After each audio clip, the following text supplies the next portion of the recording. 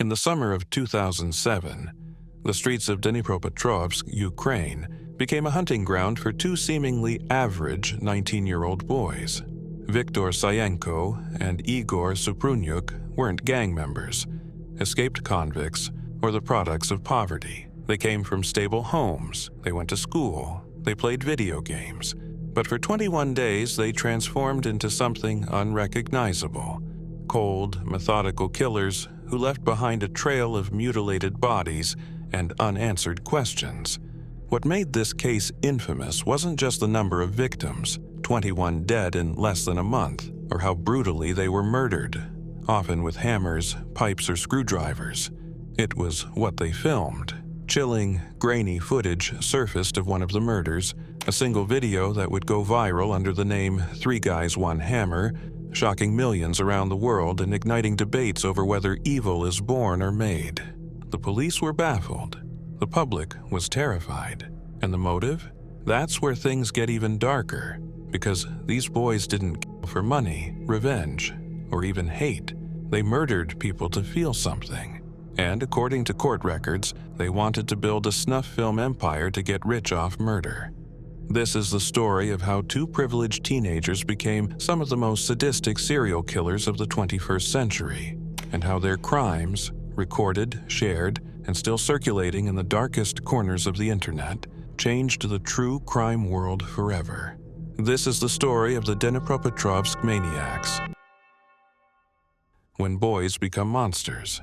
Born just weeks apart in the spring of 1988, Viktor Sayenko, Igor Suprunyuk, and Alexander Hansa were inseparable from a young age, the kind of tight-knit trio that often forms in childhood and carries into adolescence with an ease that seems almost predestined.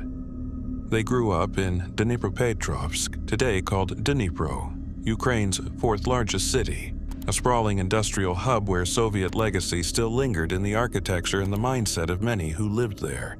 By all outward appearances, their childhoods were unremarkable in the best possible way. If anything, they might have been considered privileged by the standards of post-Soviet Eastern Europe.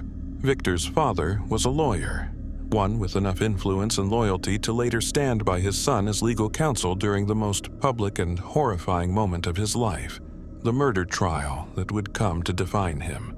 Igor's father, Vladimir, worked as a commercial pilot and occasionally flew none other than Ukraine's second president, Leonid Kuchma, suggesting the family had connections that reached into the highest tiers of the country's elite. There were even whispers of ties to law enforcement, the sort of quiet alliances that might not mean much until, suddenly, they do. These boys didn't grow up cold or hungry. They weren't fending for themselves on the streets or navigating broken homes. They had shelter, they had food, they had access to education and, for the most part, a future paved ahead of them. And yet, it's that very comfort, the absence of urgent need, that may have created the space for something darker to take root. There's an old saying, idle hands are the devil's playground. When survival isn't a struggle, the mind is free to wander. And for Viktor and Igor, that wandering took them to places far more sinister than anyone could have predicted. Death comes sweeping down. Filthy death, the leering clown. Death on wings, death by surprise. Veiling evil from worldly eyes. In their early teens, Viktor and Igor were not what anyone would describe as popular. Whether by their own admission or later claims shaped by the pressures of trial and notoriety, they painted a picture of themselves as outsiders, socially isolated, frequently bullied, and trapped in a quiet, constant state of fear. How much of that was true remains unclear, and some have suggested these claims were manufactured or at least exaggerated in an attempt to garner sympathy once their crimes came to light. Still, suppose their version of events is to be believed. In that case, the journey from quiet boys to killers begins not with violence, but with vulnerability, specifically a shared fear that would come to define the earliest steps of their descent. Мотив – болезненное самоутверждение. Игорь Супруnyuk и Виктор Саенко свою вину не признали. Прокурор требует для них пожизненного заключения. Александру Ганже грозит 14 лет. When they were about 14, Viktor and Igor discovered that they both suffered from an intense fear of heights, a phobia that felt, to them, like a glaring weakness. In the hypermasculine culture of their environment, where toughness was currency and fear was equated with failure, this was something they couldn't easily tolerate in themselves. It made them feel small, ashamed, less than. Viktor, in particular, sought advice from older boys he admired. Teenagers who carried themselves with confidence and a casual sort of danger that seemed intoxicating to someone still trying to find his place in the world. The advice he received was simple, almost cliché. If you're afraid of something, face it, stare it down, dominate it until it doesn't have power over you anymore. And so, with that guidance echoing in their heads, the boys made a plan. One afternoon, they climbed to the 14th floor of a high-rise apartment building where one of their families lived. At first, they merely stepped out onto the balcony, peering over the edge with their hearts pounding in their throats, their legs unsteady beneath them. The fear was real, physical, almost paralyzing, but they didn't retreat. Instead, as the minutes passed and their bodies adjusted, they did something far more reckless. They climbed over the railing and let themselves dangle. Hanging there, suspended over nothing but the dizzying drop to the ground below, they felt the panic give way to something new. Adrenaline, pride, a rush of invincibility. They didn't fall. They pulled themselves back up, and they did it again, and again, until eventually, the fear they'd once carried with them began to dissolve, not through gradual healing, but through repeated exposure to danger. In their minds, they hadn't just faced a fear, they'd conquered it. And that victory tasted good. It made them feel powerful for the first time in their lives. It made them feel untouchable. And it left them craving more. The rush they had felt, the thrill of dangling over death and surviving it, wasn't something they could keep to themselves for long. It was too powerful, too intoxicating, and they wanted to share it. So Viktor and Igor brought their friend Alexander into the fold. He was quieter than the other two, softer in ways that set him apart. Alexander Hansa had always been the most sensitive of the trio, more fragile in both body and mind, and it didn't take much to unsettle him. He had a visceral fear of blood, the kind that made his stomach turn and his skin prickle at the sight of even a small cut. He was afraid to bathe his own pet guinea pig, convinced he might scald it with hot water. To outsiders, these quirks may have seemed harmless, maybe even endearing, but to Viktor and Igor, they were weaknesses, signs that Alexander hadn't yet evolved into what they were becoming. Viktor, emboldened by his own transformation, believed there was a solution. The path forward, he said, was simple. Alexander needed to confront his fears the same way they had. He needed to see blood, not just a little, but a lot, and he needed to inflict pain, to feel what it meant to dominate something vulnerable, to break it and survive the aftermath. Only then, Viktor argued, would he shed the shame he carried. Only then would he be free. It wasn't long before the boys began wandering the wooded outskirts of their neighborhood in the hours after school, their pockets filled with dog treats and scraps of food. At first glance, they might have looked like any group of teenage boys killing time before dinner, but they had a purpose, a plan. They used those treats to lure stray dogs toward them, calling out softly, crouching low, pretending to be kind. And when the animals came, tails wagging, unaware, they were met not with kindness, but with cruelty. What happened next was unspeakable. They tortured those animals, then murdered them, and they made sure to document every moment. This was the early 2000s, the dawn of social media and digital cameras, when teenagers across the globe were beginning to share the most mundane and the most grotesque parts of their lives online. Viktor, Igor, and Alexander didn't want to be left behind. They filmed everything, cataloging their acts like twisted trophies. Each new video became a symbol of how far they had come and how far they were willing to go.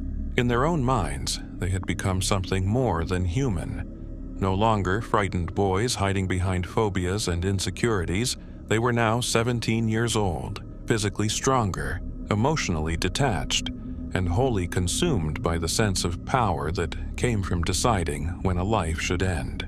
They spoke with more authority, walked with their heads higher.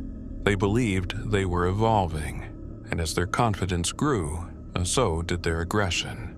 At school, the transformation was visible.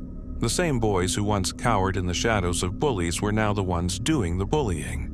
There was no clearer example than the day Igor spotted a bike he liked. Nothing special, just a teenager's ride. But he wanted it. He beat up the kid who owned it, stole it, and sold it to Viktor as if it were nothing more than a transaction. It was bold, it was sloppy, and they got caught. The incident was recorded in the school's disciplinary file, maybe even on a local police report, but there were no real consequences. They were 17, still technically children. No jail time, no lasting record. Just a warning, a slap on the wrist, and a chance to move on. And they did move on, right past the point of no return, because by the time they graduated, they weren't content with animals anymore. The making of a killer brand. After finishing school, the trio didn't rush off into adult life with ambition or purpose. They each dabbled in various jobs, but these weren't careers. They were distractions, placeholders to pass the time while their real thoughts drifted elsewhere. Viktor took a short-lived position as a security guard, a job that offered him the illusion of authority, though he never spoke of it with any pride. Alexander found work in construction, and later, in an almost jarring twist, tried his hand at pastry making, delicate, precise, artistic. But it was Igor who found something more useful, something that would eventually become part of their plan. That year, 2007, Igor was given a gift, a green Daewoo Lanos, a compact European-style sedan, forgettable in its appearance but reliable enough to carry them through the city's winding streets. This was long before the rise of ride-sharing apps or official gig work.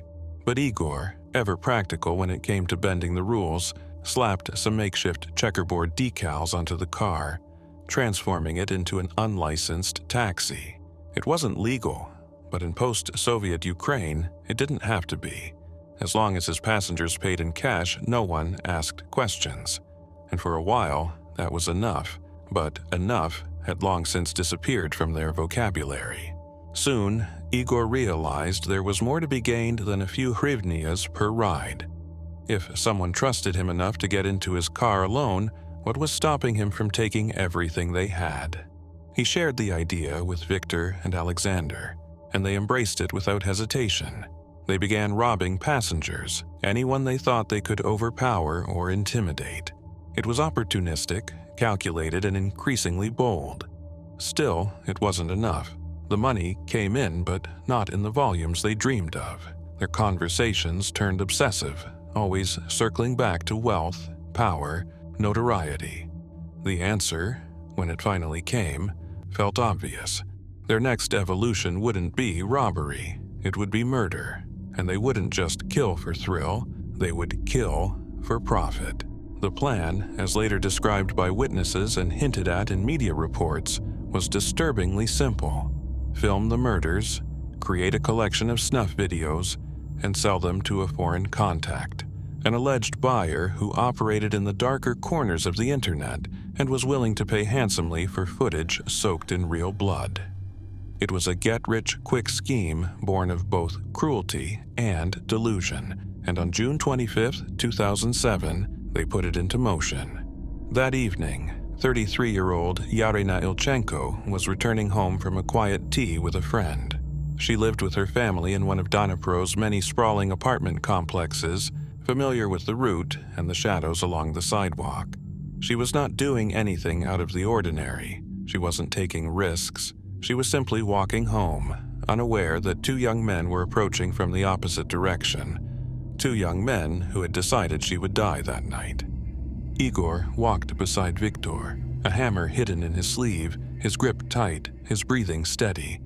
When they passed Ilchenko, he didn't hesitate.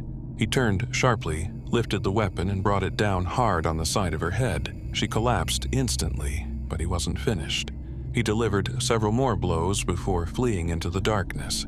It was a random killing, the kind that leaves no trail, no motive, just shock and blood and silence.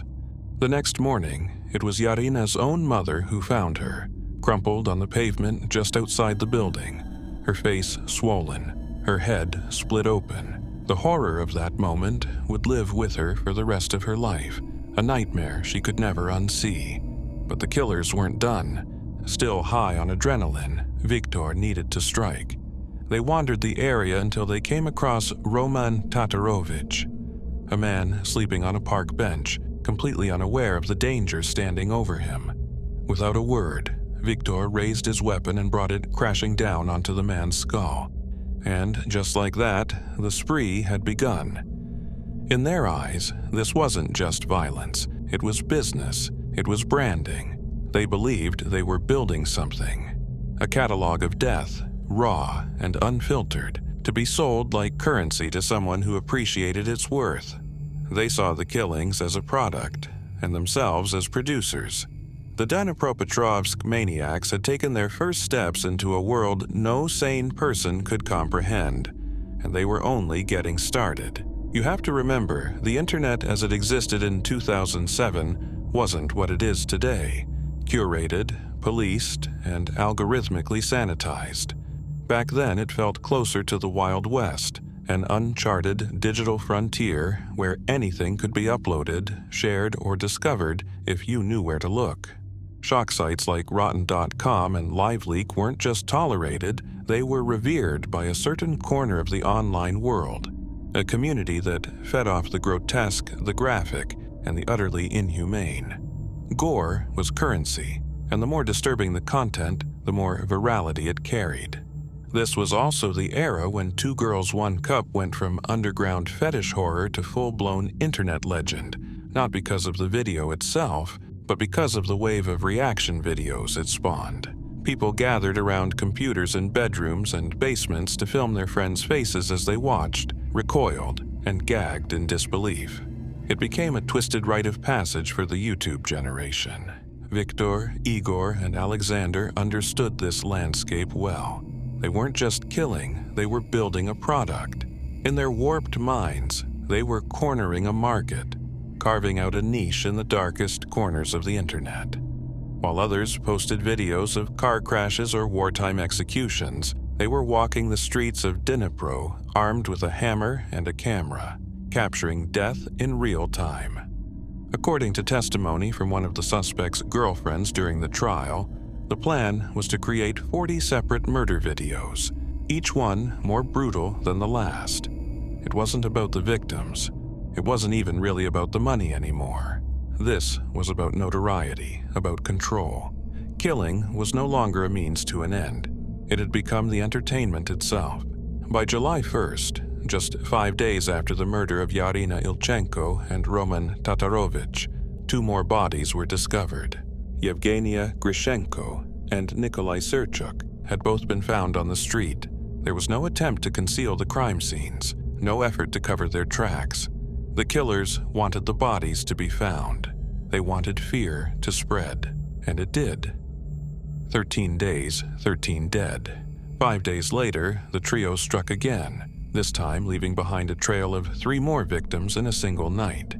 The first was a young man recently discharged from the military, walking home after a night out, unaware that death was waiting just around the corner. Then came a female security guard, 28 years old, struck down just blocks away, and finally, a mother of 3, a woman doing her best to hold her family together while caring for a disabled husband, was murdered without mercy. The authorities were desperate, overwhelmed by the randomness and speed of the killings. There were no connections between the victims, no shared routines, no pattern to trace. The attacks happened at night, in different neighborhoods, with no consistent motive beyond the act itself. People began avoiding the streets. Mothers gripped their children tighter, and the killers kept moving. Then, on July 7th, something changed. It was a warm, clear day in the nearby town of Podhorodne, and 2 14-year-old boys, Andrei Sidyuk and Vadim Liakov, had gone out to fish along the Kilin River, choosing a quiet spot near the woods where they could talk, laugh, and enjoy the summer sun. It should have been safe. It should have been just another afternoon. But the killers were already there. No one knows exactly how it happened, only that it did. Quick, brutal, and silent. Andrei was attacked first, struck down without warning. His young life ended in seconds. Vadim saw everything. Frozen in horror, he did the only thing he could. He ran. Scrambling through the brush, heart racing, he managed to disappear into the woods. Somehow, against all odds, he survived. Vadim made it to the police and told them what had happened, that his friend was dead, that someone had attacked them. But trauma has a way of warping memory. The boy was in shock, barely able to speak, and when his answers didn't line up the way investigators expected, they began to question him. He was just a child who had witnessed a murder and barely escaped with his life. But instead of being protected, he found himself at the center of suspicion. The investigators, frustrated by a lack of leads and overwhelmed by the mounting body count, began to wonder if Vadim himself was the killer. What followed was a betrayal as cruel as the attack itself. A victim turned into a suspect, a survivor treated like a criminal. Instead of protecting him, the authorities arrested Vadim. They denied him access to legal counsel, isolated him, and subjected him to repeated beatings, hoping that fear and pain would force a confession. But nothing surfaced. The boy, bruised and disoriented, could barely repeat what he had already told them. And slowly, the officers began to understand what should have been clear from the beginning, that if he had known anything more, he would have said it by now. Eventually, they stopped. They apologized, half-heartedly perhaps, and began working with Vadim instead of against him. With his help, they sketched crude renderings of the attackers' faces blurred by trauma, but sketched with the urgency of a town under siege. The images were printed and plastered across walls and bulletin boards, pinned to shopfront windows and telephone poles. But the killings did not stop. On July 12th, another male victim was found. 2 days later, a woman riding her scooter was knocked off balance, then beaten to death in the street. And then came the tidal wave. 13 more bodies in the days that followed. Men, women, the elderly, the disabled, even children. People chosen not for who they were, but for what they weren't. Strong, armed, capable of fighting back. These were soft targets. The trio didn't want a challenge. They wanted certainty. Some of the victims were robbed, stripped of valuables, but many were left untouched. The motives weren't financial, not really. They did these horrible things because they wanted to, and they wanted to often. Caught but not forgotten. Despite having a dedicated task force, the police were chasing shadows. There was no pattern to follow, no shared occupation or neighborhood or habit to stitch together. The murders were spread across districts, times of day, and classes of people. Unless they caught the killers in the act, there was little hope of predicting what would happen next. Then, on July 23rd, they got lucky.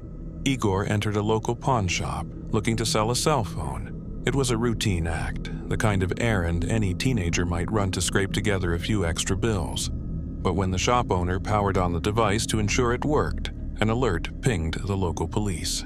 The phone had been stolen from one of the victims. Moments later, officers swarmed the shop. Igor was arrested right then and there, just steps from the cash register. From that point forward, the dominoes fell quickly. Viktor and Alexander were picked up soon after. The interrogations were brief. There was no grand deception, no scramble to deny the truth. The boys confessed, coldly, clearly, without remorse. Their phones and computers were seized and searched. What they found was worse than expected. There were photos, hundreds of them, victims in various stages of torture, selfies taken in front of fresh graves, screenshots of news articles, images of funeral services the boys had attended, not as mourners, but as spectators. In some, they posed with middle fingers extended in front of coffins and tombstones, grinning ear to ear. Igor had collected newspaper clippings about their crimes and printed out photographs of the deceased. Underneath one of the bodies, he had scrawled a message in pen. "The weak must die. the strongest will conquer. It was a manifesto of sorts, a reminder of their earliest experiment with fear, those days spent hanging off a balcony, daring gravity to let go. Back then, overcoming fear had made them feel powerful. Now, they believed they had become more than human. They would never go back to being victims again. One of the videos recovered by investigators was played in court. It was titled, "Three Guys, One Hammer," a grotesque nod to the shock videos of the era. In 4 minutes of pure horror, it showed the murder of 48-year-old Sergei Yatsenko, a man with no connection to the boys, beaten and death with a hammer and screwdriver. They took turns, laughing as they plunged the tools into his skull and face. At one point, they covered his head with a plastic bag to muffle the sounds. When it was over, they calmly rinsed their hands with bottled water and chatted, amused at how long the man had held on before dying. There was no rage, no urgency, only fascination. Watching it wasn't just disturbing, it was devastating, because it stripped away any illusion that these were confused or misguided teenagers. What it showed was complete emotional detachment, a vacuum of empathy, a celebration of suffering. In the end, the justice system responded with what force it could. Alexander Hansa, who had participated in the robberies and helped lure some of the early victims, was sentenced to 9 years in prison. He was not convicted of the murders themselves, and in 2019, he walked free. In an interview after his release, he reflected on his former friends with a sentence that rang hollow and helpless. "If I had known the atrocities they were capable of, I would have never gone near them." Igor Suprunyuk and Viktor Sayenko were not so lucky. They were convicted on 21 counts of murder, 8 armed robberies, and 1 count of animal cruelty. The court sentenced them to life in prison. They have filed appeals. All have failed. And it is likely, happily, deservedly, that they will die behind bars. So, what are we left with? Were these 2 boys the result of psychopathy, sociopathy, or were they, in some terrible way, a product of their time? A time when the internet was still too new to understand, too wild to control, and too tempting for those who wanted to push its limits. Would they have turned out differently had they been born 10 years later or 10 years earlier? It's impossible to say, and maybe it doesn't matter, because what they did, what they recorded, what they laughed through, cannot be undone. And the only comfort, thin and bitter as it may be, is that they were caught and the spree finally ended. Как только велосипедист приблизился, я нанес ему удар в область головы молотком. Да, чисто сердечное мгновение. In the end, the tale of the Dnipropetrovsk Maniacs stands as a bleak reminder of how ordinary faces can mask unimaginable cruelty, and how the desire for power, when left unchecked, can mutate into something monstrous. These weren't boys shaped by desperation or born into violence. They were raised with comfort, given choices, and still chose chaos. What they did cannot be rationalized, only remembered. It's a story not just of lives taken, but of lives wasted, of a society caught off guard. Their victims deserved more, and while justice may have stopped the killing, it can never truly undo the terror left behind.